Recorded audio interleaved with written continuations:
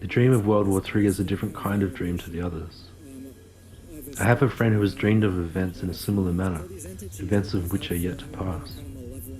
For me, in these kind of dreams, I perceive events in a holistic manner, very much like a history lesson, where I visually experience images of key events, and at the same time I understand the formative causes without any sort of emotional attachment.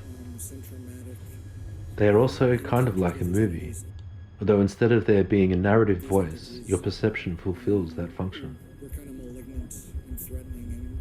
Before I was married, I hadn't owned a television set for a few years.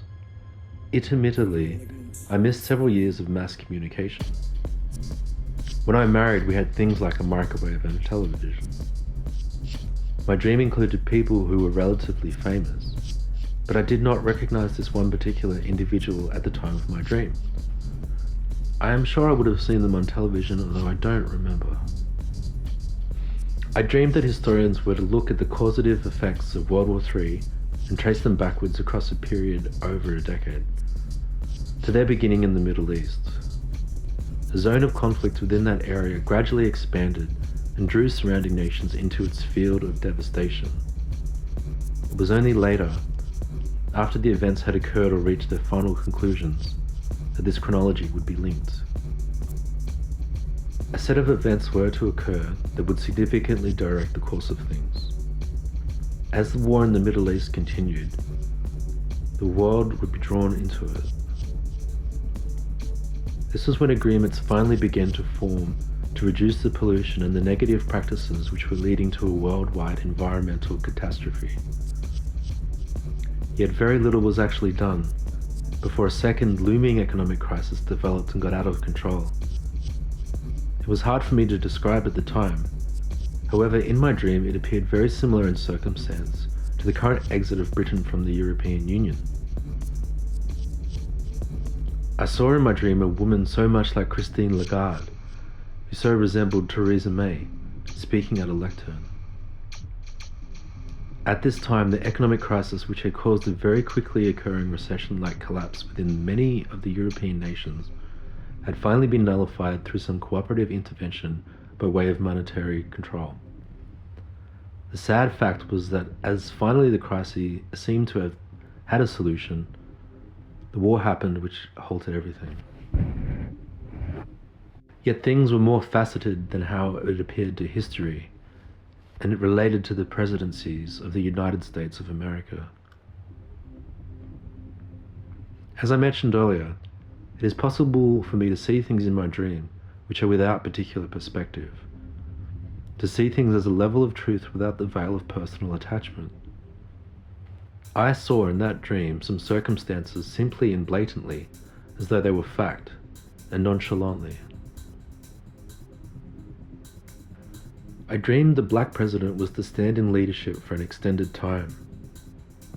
Although many people throughout the planet believed that a change to the way that things were being done would occur as a result of this, and despite receiving a Nobel Award for Peace, I saw that the black president had in fact continued the path of destruction and pain which had ensued from previous leaders. I saw too that unbeknownst to a great many people on the planet, there was a collusion amongst these leaders that went beyond their perceived roles.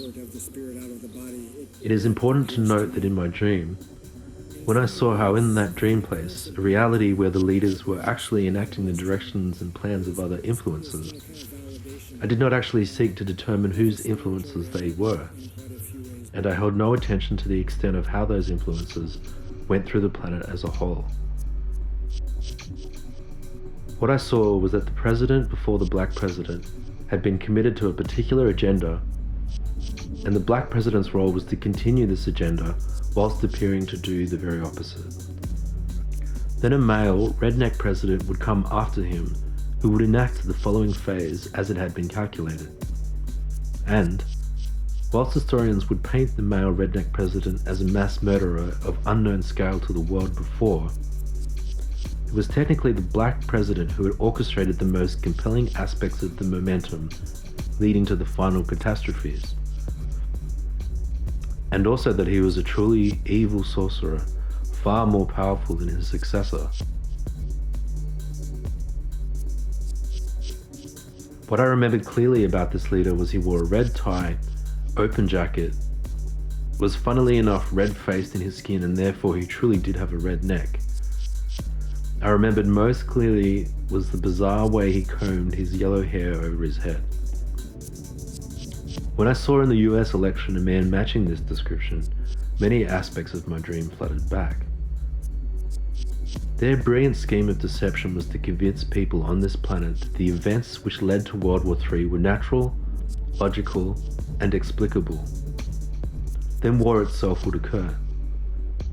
The great irony was that no people on the planet wanted war. In my dream, the presidents were not actually elected.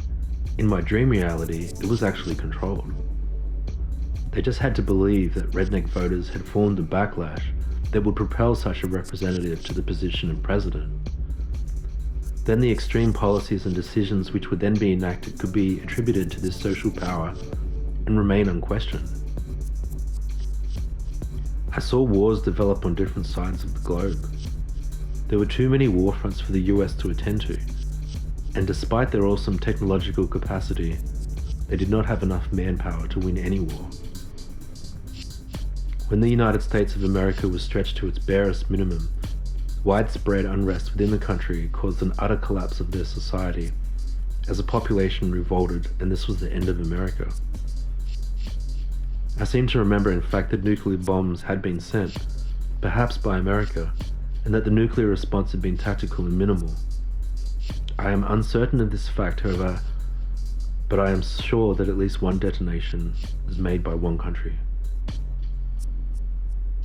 In my dream reality, this entire collapse had been purposely engineered, and that the intended plan for those three presidents was to enact this utter collapse. Widespread devastation occurred throughout the planet, in particular to the Northern Hemisphere. Turkey became a powerful influence, and Russia and China won what was left of the war. When I awoke from this dream, I told the broad points about the war to my ex. We were still sleeping in the same bed, and although our relationship had finished, I was concerned for her mother living in Germany. As I was already signing paperwork for my ex to remain in the country as a citizen, I felt it was important to communicate my dream to her. I was very specific and reiterated what I had said to try to be more clearly able to remember. She was naturally resistant to what I was saying. I said to her that a huge war was coming, and that when a new president came to power, the final times were drawing close. I told her that she would know what I had seen was indeed foreseen, because when America and Russia moved into Syria, there would be hardly 7 months until the war started openly. I told her she needed to get her mother out of the country by then. At that time, Syria was a peaceful and prosperous country, and it was difficult to imagine how tensions would specifically develop there, which in fact in reality they have now come to do so. I remember speaking that warning to her regarding the working of America and Russia moving into Syria on 3 occasions, and the warning sticks in my mind. Having experienced this dream, I wondered if at times it was something I should be communicating to others. I was not sure if it was the right thing to do or not, but I actually made money by betting on the outcome of the election as it had happened in my dream. I used that money to buy the microphone that I am now speaking into.